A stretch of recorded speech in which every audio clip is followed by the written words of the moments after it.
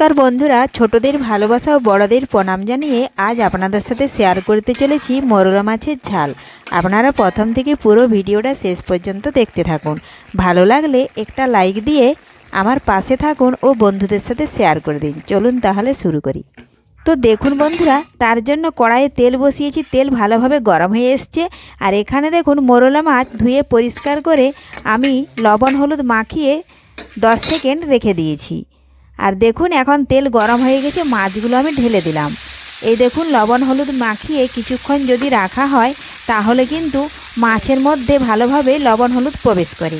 আর এই দেখুন কড়ার মধ্যে দিয়ে আমি চারপাশে এইভাবে পাতলা পাতলাভাবে একটু ছড়িয়ে দিলাম, তাহলে মাছগুলো এক পাশ ভালোভাবে ভাজা হয়ে যাবে। এই দেখুন ছড়িয়ে দিয়েছি। এখন আমি বেশ কিছুক্ষণ ধরে একটু অপেক্ষা করে নেব মাছের এক পাশ ভাজা হয়ে যাওয়া পর্যন্ত। রেসিপিটি বানানো খুবই সহজ, একবার দেখলেই আপনারাও বাড়িতে যে কেউ বানিয়ে নিতে পারেন।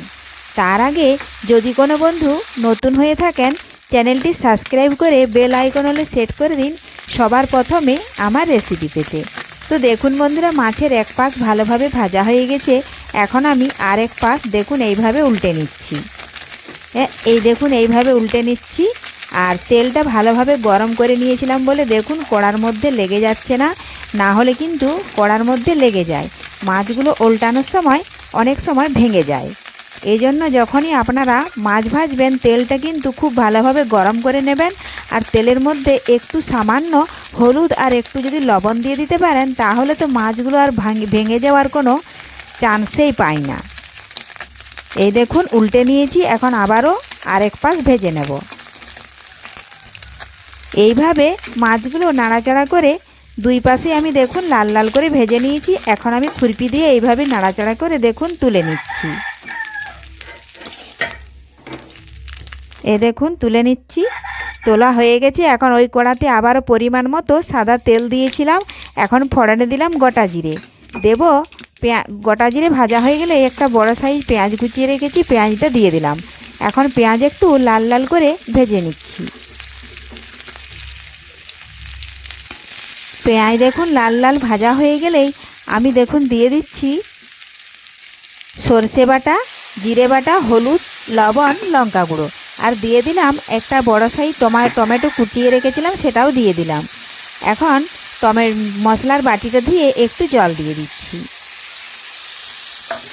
এখন নাড়াচাড়া করে একটু দেখুন টমেটো গলে যাওয়া পর্যন্ত এভাবে ভেজে নিচ্ছি। দিলাম স্বাদ মতো লবণও ভালোভাবে মিশিয়ে নেব। আর দেখুন টমেটোটা গলে গেলেই দেব আমি পরিমাণ মতো জল। এই দেখুন এইভাবে নাড়াচাড়া করে একটু কম টমেটো গলিয়ে নিচ্ছি। আর সর্ষে বাটা কিন্তু বেশিক্ষণ ভাজা চলবে না, তাহলে তেতো হয়ে যায়। তো দেখুন বন্ধুরা, আমি এইভাবে বেশ কিছুক্ষণ ধরে একটু নাড়াচাড়া করে টমেটো গলিয়ে নিলাম।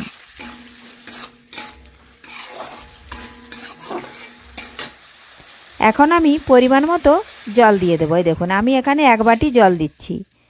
জলটা কিন্তু আপনাদের পছন্দ মতো দেবেন, যে যতটাই সর্ষে বাটা দিয়ে মোরলা মাছের টক ঝাল খেতে পছন্দ করেন তো সে ততটাই জল দেবেন। তো আমি এখানে বেশি জল দিচ্ছি না, কারণ আমি এটা মাখো মাখো বানাবো। তো দেখুন বন্ধুরা, ঝোলটা ভালোভাবে ফুটে গেছে।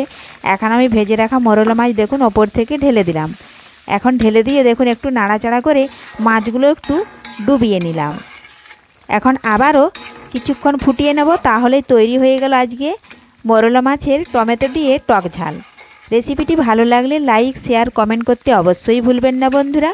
ধন্যবাদ। ফিরে আসবো আবারও কোনো নতুন রেসিপি নিয়ে।